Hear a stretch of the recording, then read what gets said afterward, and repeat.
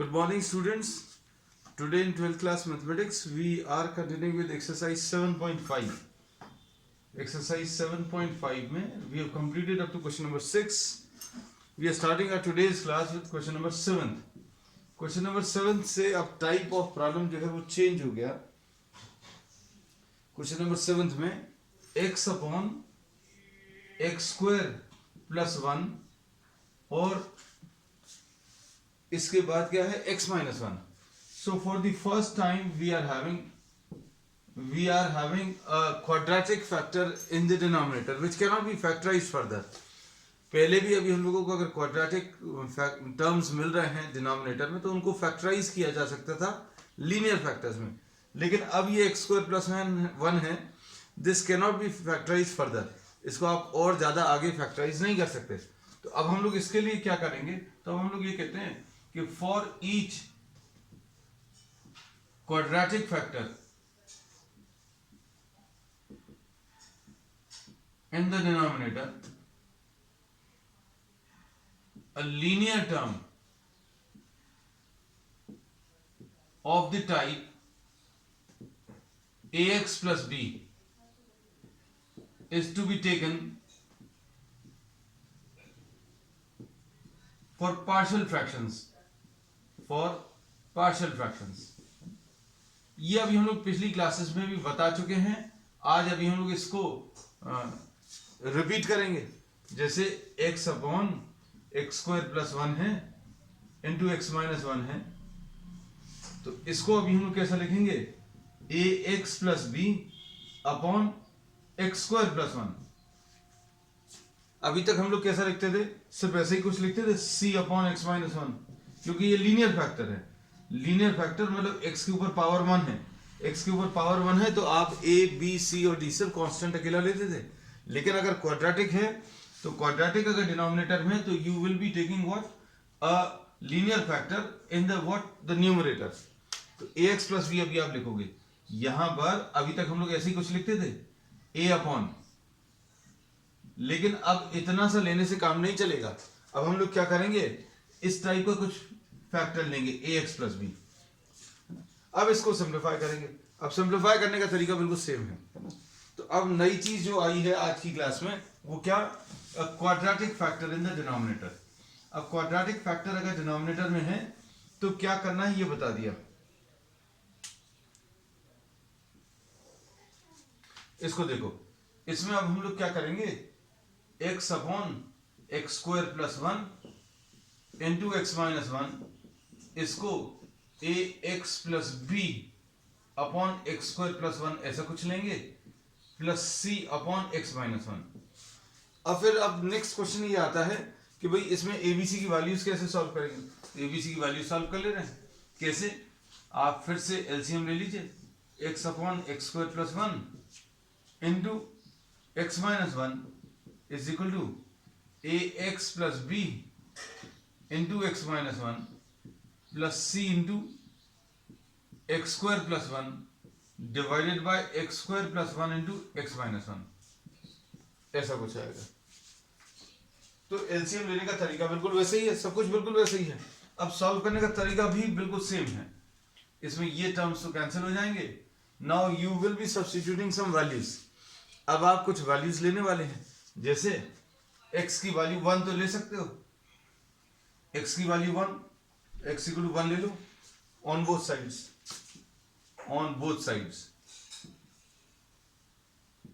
1 equal to x की जगह 1 रख दिया, a प्लस b इंटू 0 आ जाएगा, 1 minus 1 0, plus c into 1 plus 1. तो ये सॉल्व करने पर 1 is equal to 0 plus 2c आएगा.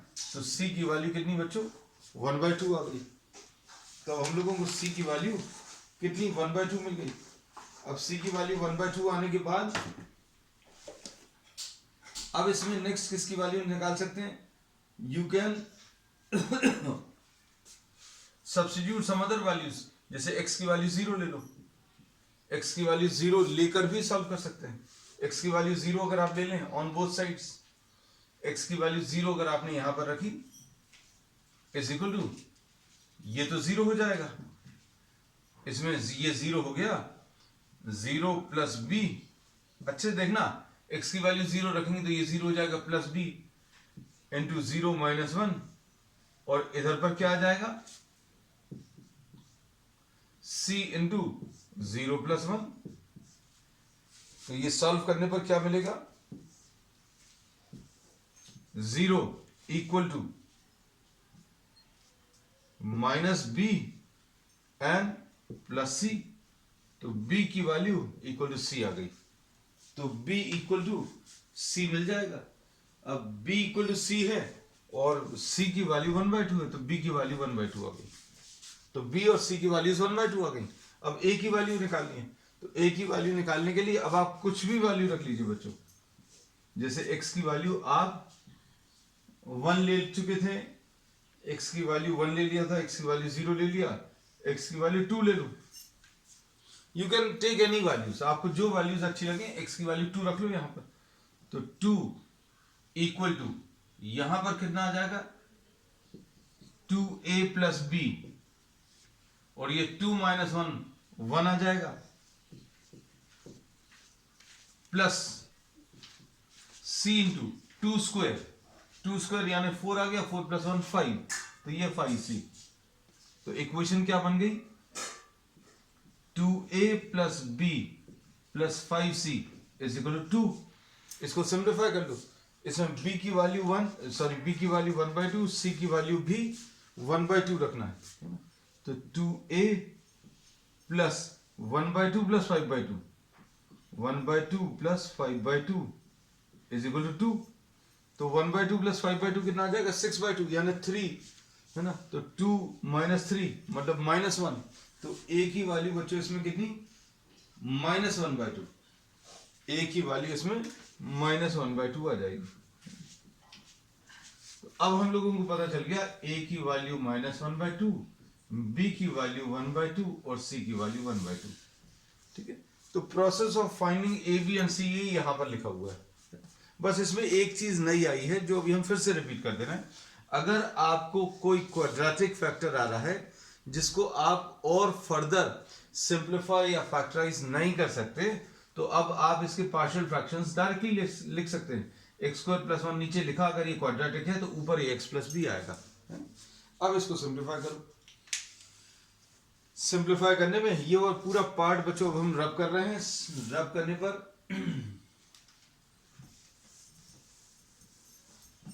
ये स्पेस जो है यहां पर अभी हम लोग इसको आगे सॉल्व कर देंगे। We have found out the values of what a b and C.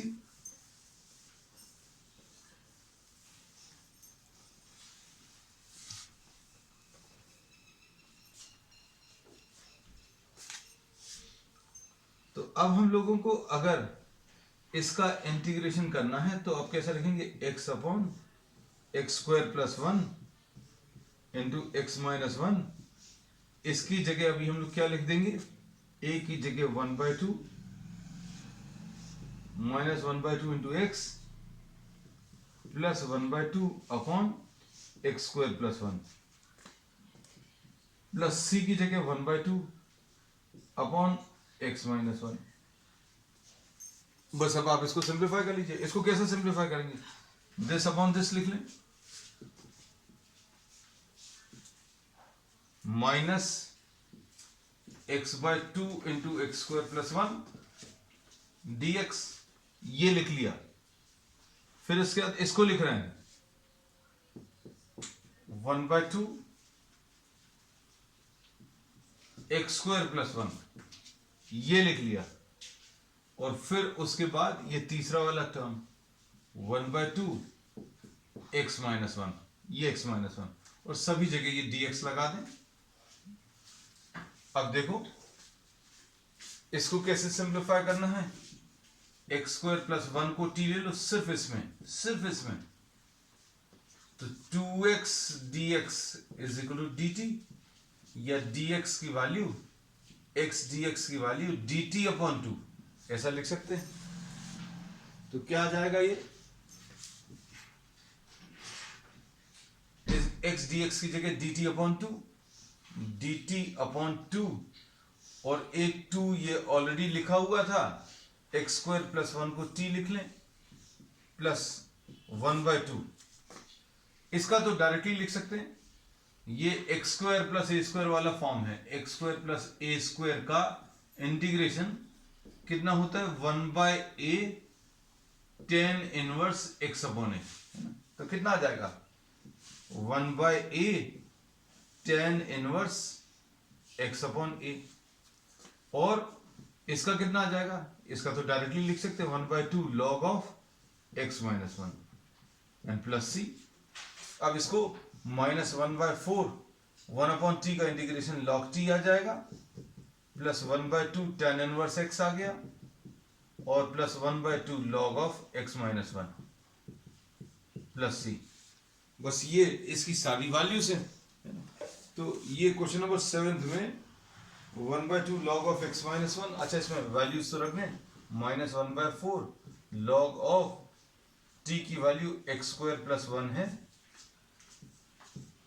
Plus 1/2 tan inverse x है, plus 1/2 log of x minus 1 plus c. This is what you get. तो 7 क्वेश्चन में ये इसका फाइनल सोल्यूशन है। चलो next question number 8 देखो। तो नया क्या था बच्चों इसमें, नया ये था कि आपको एक क्वाड्रेटिक टर्म आ रहा था डिनोमिनेटर में, जिसको आप फर्दर फैक्टराइज नहीं कर सकते हैं। क्वेश्चन नंबर 8 में भी अभी आपको कुछ नया मिलने वाला है। देखिए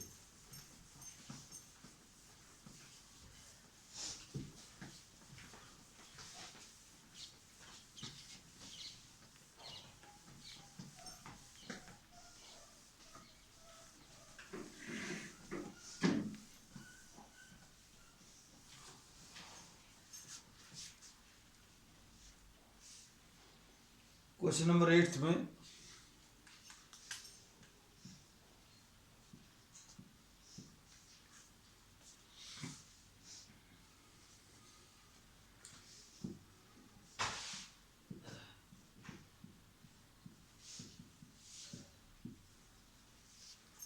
अब फिर से नया आया है इसमें कुछ, क्या कि एक linear repeated factor, linear repeated factor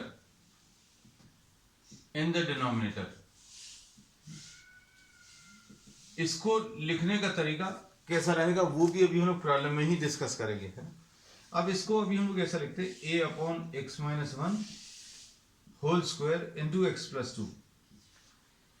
इसको इसके अगर फैक्टर्स लिखने तो फैक्टर्स लिखने का तरीका क्या रहेगा बच्चों, a अपॉन एक्स माइनस 1 लिख लो, plus b upon x minus 1 whole square, plus c upon x plus 2। बस सिंपल सा है ये, है ना। मतलब जैसा लीनियर फैक्टर आता था, बस अब ये है कि स्क्वायर है, इसलिए x माइनस 1 वाले दो टर्म्स आएंगे, x माइनस 1 होल स्क्वायर। अगर ये x माइनस 1 होल क्यूब होता या टू द पावर ऑफ 4 होता तो क्या लिखते, this is just another example, है ना, एग्जाम्पल ले रहे हैं क्योंकि प्रॉब्लम में तो स्क्वायर दिया है, square is given but we are discussing an example of to the power of 4। a upon x minus 1 लिखते, plus b upon x minus 1 whole square लिखते, plus c upon x minus 1 whole cube लिखते, plus d upon x minus 1 to the power of 4, ऐसा कुछ लिखते, plus e upon x plus 2। So this would have been presented in this form अगर to the power of 4 होता, but this is whole square. तो अभी सिर्फ दो terms आएंगे, a upon x minus 1 plus b upon x minus 1 whole square plus c upon x plus 2। अब इसको solve करने का तरीका बच्चों सभी जगह सिर्फ लीनियर, सिर्फ इसमें जो फैक्टर्स हैं, पार्शियल फ्रैक्शंस हैं, वो लिखने का तरीका भर सभी जगह अलग अलग है, सॉल्व करने का तरीका सब जगह सेम है। सॉल्व करने के लिए क्या करोगे, अब इसके बारे में सोचकर देखना, if you are able to break this fraction into its partial fractions, then integration of this is converted into integration of these fractions। तो इन सब के इंटीग्रेशन बहुत ईजी है, इसका तो log आ जाएगा, इसका भी log आ जाएगा, इसमें x to the power of n का लग जाएगा। तो इंटीग्रेशन हार्डली टेक्स 1 स्टेप, है ना, 1 और 2 स्टेप्स मैक्सिमम। लेकिन इसको पार्शियल फ्रैक्शंस को सॉल्व करने का जो काम है उसमें थोड़े ज्यादा नंबर ऑफ स्टेप्स रखते हैं। कैसे? x upon x minus one whole square into x plus two को अभी हम लोगों ने कैसे लिखा? a upon x minus one plus b upon x minus one का whole square plus c upon x plus two, ऐसा कुछ लिखा है। अब क्या करने वाले हैं? इसमें x upon x minus one whole square और x प्लस टू ऐसा लिखा। एलसीएम कितना आ जाएगा? x माइनस वन का होल स्क्वायर और x plus two, this is the LCM. अब कैसा लिखोगे? a into x minus one आया और क्या आ जाएगा? x प्लस टू आएगा प्लस b इंटू क्या आएगा? x प्लस टू आएगा plus c into x minus one का whole square. This is what you gate. अब इसमें डिनोमिनेटर में ये सारे टर्म्स तो कैंसिल हो जाते हैं हमेशा की तरह। अब आप इसमें वैल्यूज रख लो। You can take any values, हम बार बार ये कहते हैं, you can select any values. जैसे x की वैल्यू इक्वल टू 1 ले लो ऑन बोथ साइड्स, x की वैल्यू 2 ले लो, दो वैल्यूज अभी हमने सजेस्ट कर दी। फिर x की वैल्यू एक 0 ले लेना, x की वैल्यू 1 अगर रखोगे तो ये 1 आ गया is equal to a into 0, क्योंकि 1 minus 1 0, plus b into 1 plus 2 3 plus c into ये 0। ठीक, तो इससे क्या मिल गया? b की वैल्यू बच्चों 1/3 मिल गई। b की वैल्यू कितनी? 1/3। अब इसके बाद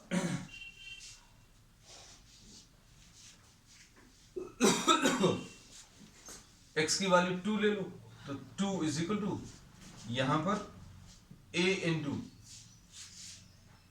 एक्स की वैल्यू -2, सॉरी x की वैल्यू -2 ज्यादा अच्छा है। क्यों? क्योंकि -2 इसको 0 में कन्वर्ट कर देगा। x इक्वल टू -2 अभी हमने चेंज कर दिया, -2 a इंटू -2 -1 -3 और -2 प्लस 2 0 प्लस b इंटू ये भी 0 आ जाएगा। फिर इसके बाद प्लस c इंटू 2 माइनस 1 का होल स्क्वायर यानी 1 आ जाएगा।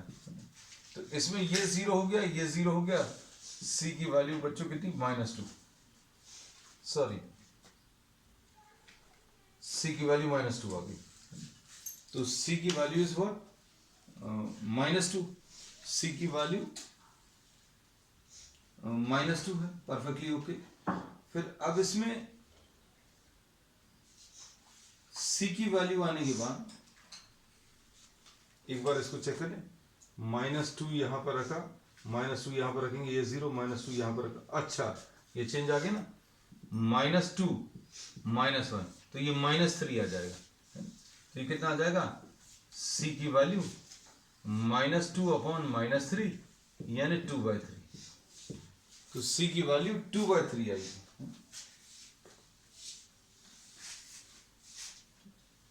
अब इसके बाद नेक्स्ट फैक्टर क्या है?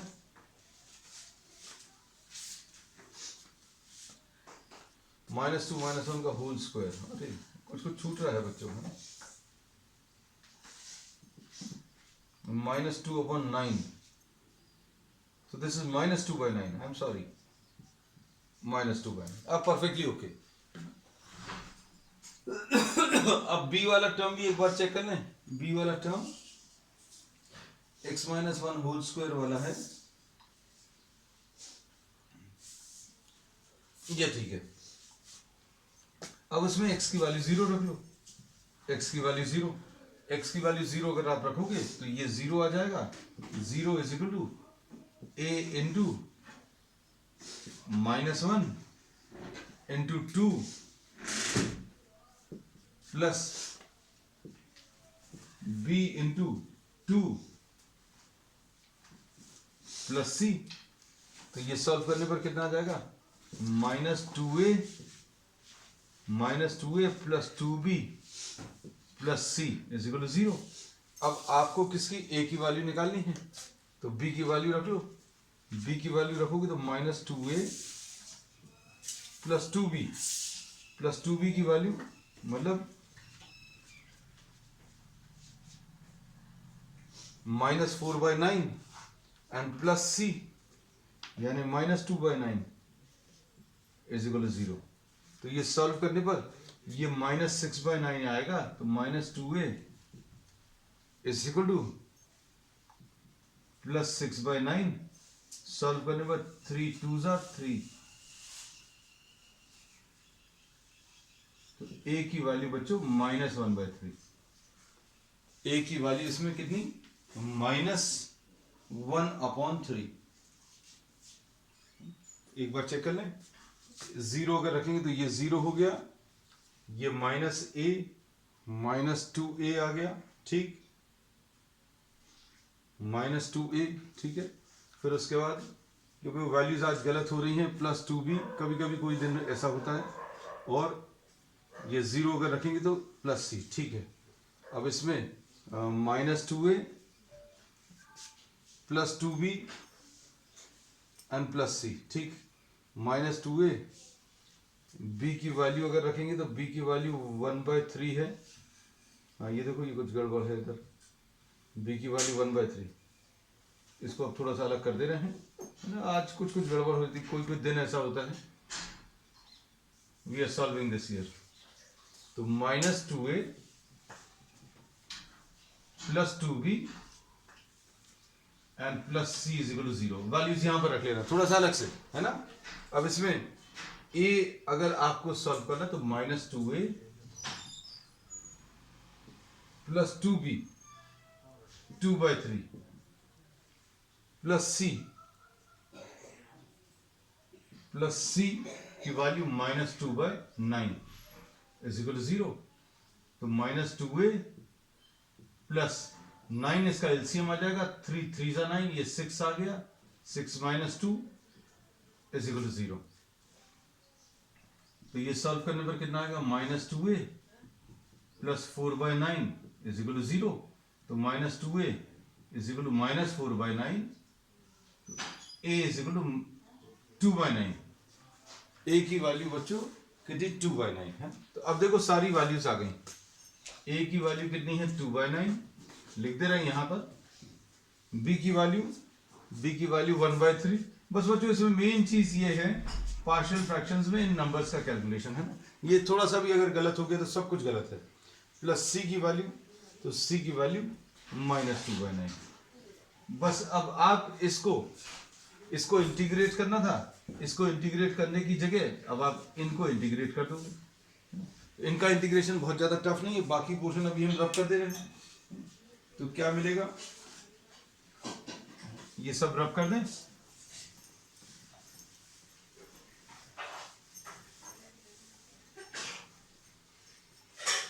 ये आ जाएगा 2/9 log ऑफ x - 1 प्लस 1/3। अब इसका इंटीग्रेशन कैसे करेंगे, 1/x - 1 का होल स्क्वायर, इसको x - 1 to the power of -2 लिख देंगे, है ना। ये कितना आ जाएगा, x - 1 to the power of -2 + 1 upon -2 + 1, ऐसा कुछ आएगा। तो ये -2/9 log of x + 2 and plus c, so these are the final values। अब इसमें सॉल्व करने पर 2/9 log of x - 1, देखो आज बहुत सारा समय बच्चों इनको सॉल्व करने में, ये -1 आएगा, तो इधर क्या लिख लेंगे, माइनस साइन इधर लिख लिया, -1/3 log तो नहीं, सॉरी, 1/x - 1 आ जाएगा, and -2/9 log of x + 2 and plus c। So this is the final answer इसका एक बार चेक कर लेंगे, बहुत सारी चीजें इसमें कुछ गड़बड़ हो रही थी। 1/2 log of x - 1 perfectly okay, minus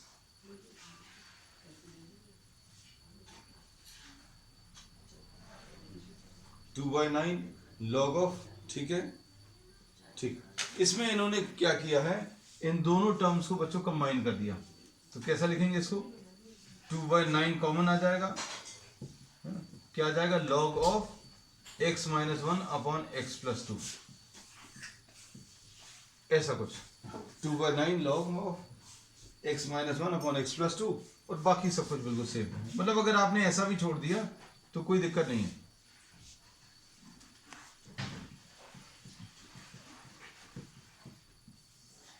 ठीक, चलो अब नेक्स्ट क्वेश्चन, क्वेश्चन नंबर 9।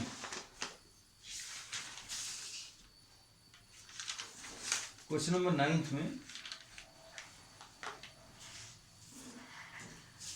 देखो, क्वेश्चन नंबर 9 भी थोड़ा सा कैलकुलेशंस में ऐसा लग रहा है, थोड़ा सा बड़ा है, देखने में तो लग रहा है, पता नहीं सॉल्व करने। Question number 9,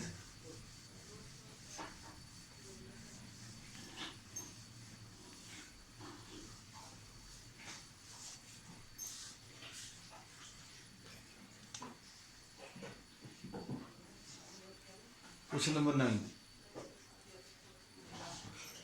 3x plus 5 integration of 3x plus 5 upon x cube minus x square, x cube minus x square and minus x plus 1 minus of x and plus 1 dx। अब ये आ जाएगा 3x plus 5 ऐसा लिखा, upon x square common, x minus 1 आएगा, minus 1 common, यहां पर x minus 1 आएगा, और इसको सॉल्व करने पर 3x plus 5 upon x square minus 1 into x minus 1 आ जाएगा। अब देखो, देखने में कैसा लग रहा है, ये क्वाड्रेटिक टर्म लग रहा है और ये लीनियर टर्म, लेकिन आप इसको ऐसा भी लिख सकते हैं, 3x plus 5 x minus 1 into x plus 1, इसको इंटू एक्स माइनस 1 dx। अब इसको अब हम लोग कैसा लिखेंगे, 3x plus 5 upon x minus 1 का होल स्क्वायर और x प्लस 1। तो ये फिर से कौन सा आ गया, linear repeated factor. So this is once again linear repeated factor. अब लीनियर रिपीटेड फैक्टर में क्या करेंगे, 3x plus 5 upon x minus 1 whole square into x plus 1 is equal to a upon x minus 1 plus b upon x minus 1 का whole square plus c upon x plus 1।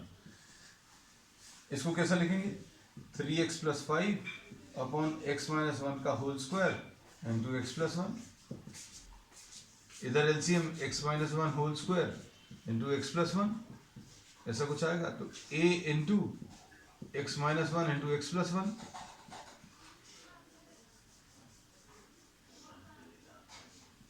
इसको यहां कहीं से a into x minus 1 into x plus 1 ऐसा लिख सकते हैं, plus b into x plus 1 अकेला आएगा, प्लस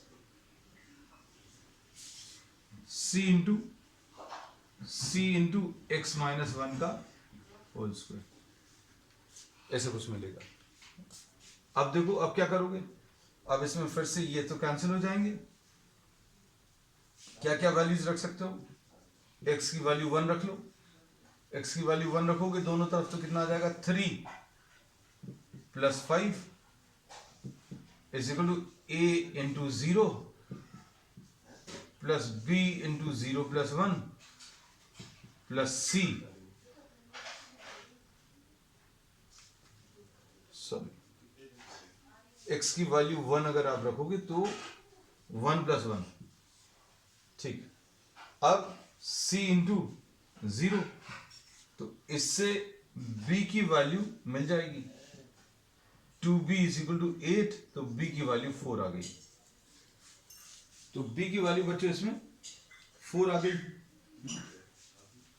अब इसके बाद ये x की वैल्यू 1, ये देखो आपको यहीं से पता चल जाएगा कौन कौन सी वैल्यूज रखनी है। x की वैल्यू 1 रख सकते हो, x की value -1, x equal to -1, x की वैल्यू -1 रखेंगे तो ये कितना आ जाएगा -3, 3 into -1 -3 plus 5 is equal to a into ये -2 आ जाएगा इंटू 0 आ जाएगा plus plus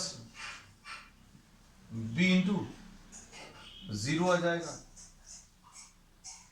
plus c into -1 का होल स्क्वायर यानी -2 का होल स्क्वायर यानी 4। तो ये आ जाएगा 2 इज इक्वल टू ये हो गया 0, ये हो गया 0 is equal to 4c, c की वैल्यू 1/2। तो c की वैल्यू बच्चों इसमें कितनी 1/2 आ गई।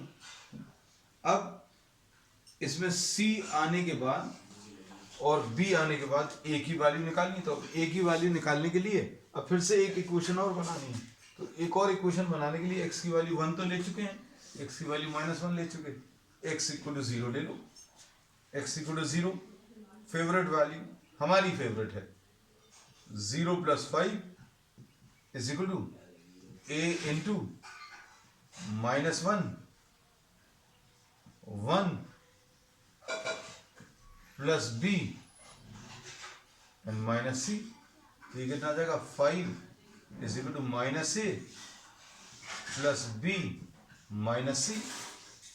अब इसमें वैल्यूज रखोगे तो 5 is equal to -a plus b कितना है बच्चों, b की वैल्यू 4 है और -c की वैल्यू -1/2। तो ये कितना आ जाएगा 1 + 1/2 इज इक्वल टू -a। तो इससे a की वैल्यू सॉल्व करने पर कितनी आ जाएगी, एक बार चेक कर लें, क्योंकि ये भी थोड़ा सा 0 अगर रखा तो 0 + 5 ये 5 आ गया, ये -a आ गया, ठीक है, और ये प्लस b आ गया और ये प्लस c है बच्चों।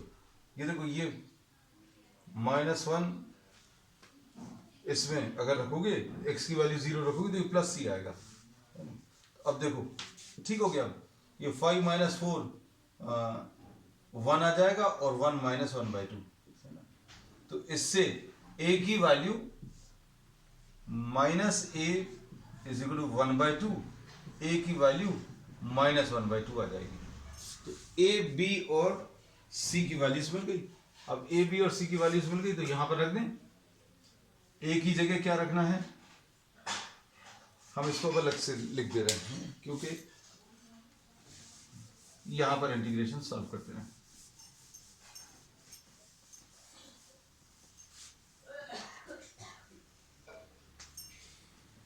थ्री एक्स + 5 अपॉन x - 1 का whole square into x + 1 dx। इसको अभी हम कैसे लिखेंगे, a अपॉन a की वैल्यू कितनी आई थी बच्चों, a की वैल्यू -1/2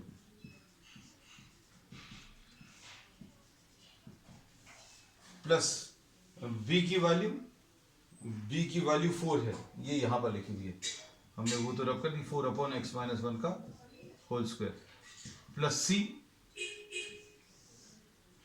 की value 1/2।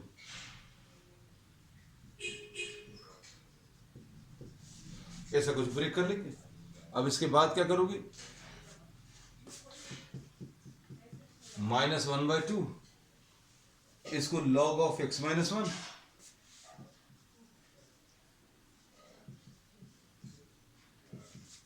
4 x - 1 to the power of -2 लिखेंगे। तो x - 1 to the power of -2 + 1 upon -2 + 1, और इधर कहीं पर क्या आएगा +1/2 log ऑफ x + 1, ऐसा कुछ लिख सकते हैं n + c। क्या इनको कंबाइन किया हुआ है क्या, एक बार चेक कर लें। ये 5 कौन सा क्वेश्चन था, क्वेश्चन नंबर 9 है। तो क्वेश्चन नंबर 9 में हाँ इन्होंने कंबाइन किया हुआ है इसको, ये log m - log n को 1/2 log x + 1 अपॉन x - 1 ऐसा लिखा हुआ है। और उसके बाद ठीक है, इतना पार्ट तो सही आ गया। ये माइनस साइन आएगा, -4 अपॉन ये नीचे आ जाएगा x-1 प्लस सी।